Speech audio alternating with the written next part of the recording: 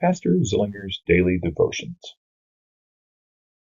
The lessons for the third Sunday of Pentecost from Psalm 130, verse 4. But with you there is forgiveness, that you may be feared. If you want to know that you're fearing, loving, and trusting in God above all things, first commandment issue. Look for where there's forgiveness and how you're connected to it. So, if you want to be a first commandment church or a first commandment person, go to church and listen to see where there's forgiveness. Not a feeling of forgiveness, not a forgiveness of the past, but a forgiveness right then and there, because then we know we can fear, love, and trust God above all things because we don't do anything. It's all about Christ. Genesis 3:11. He said, "Who told you that you were naked? Have you eaten of the tree of which I commanded you not to eat?" This is God speaking to Adam, and I love this part because God knows all things. He already knows what Adam did. But he's doing something for Adam and allowing Adam to do something. Now, Adam doesn't do it, but he's allowing Adam to confess. And I think this is important, is that confession is a good thing for us. God doesn't need our confession. He already knows what's going on. But he needs us to recognize that we're broken and sinful so that he can fix our problem. And he's giving Adam a chance here. He's like, who did this? What's going on, Adam? And Adam, his first thing was to cover up his guilt and his shame and say, oh, it's not me. Oh, it's Eve's fault. And so we blame somebody else as opposed to blaming us, taking the blame and saying, yeah, it is us. I'm broken, Lord. I did it. I'm sorry. Please fix it. And then God could have a different conversation with us. He doesn't. Adam has this issue. Eve has this issue. She even blames the snake. We have this issue too. But I say to people, when you go to church and when you have forgiveness of sins, when you hear God for this, we should confess and say, yeah, it is my fault. I'm a terrible, worthless, miserable sinner. I'm sorry, Lord. I need to be fixed by you. 2 Corinthians 4:13. Since we have the same spirit of faith according to what has been written, I believed, and so I spoke. We also believe, and so we also speak.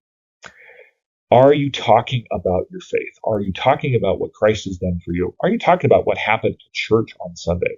And if you believe, if you trust in what Christ has done, hopefully you're speaking it. Hopefully you're saying it. If you trust in something, if you think something is important, you will pass it on. So for instance, if you trust and love and think of wonderful things of your football team and they win the Super Bowl, don't you speak about it? Don't you talk to people about it?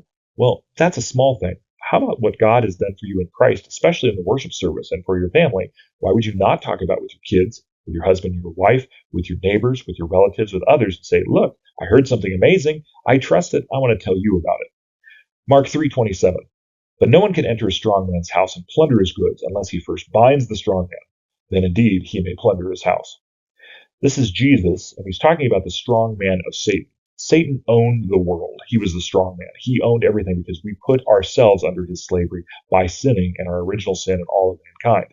And Jesus comes in and says, I have to bind the strong man. I'm going to bind him and I'm going to tie him up. Now, he does this by conquering the strong man, of saying, I conquered you in his cross and the resurrection.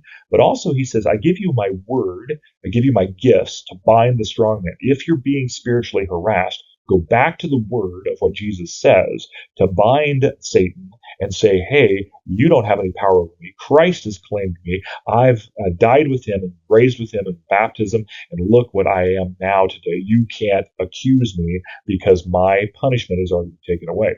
This is an amazing thing, something that Martin Luther did when he was harassed by Satan.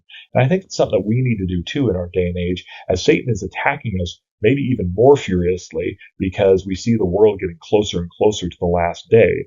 And especially as Christians who are producing fruit, Satan hates that. And so we need to go back to the person who's stronger than the strong man and remind us and him, the strong man, that he's bound. He has no power over us because Jesus Christ has died and rose for us. The Lord bless your day as well as your week.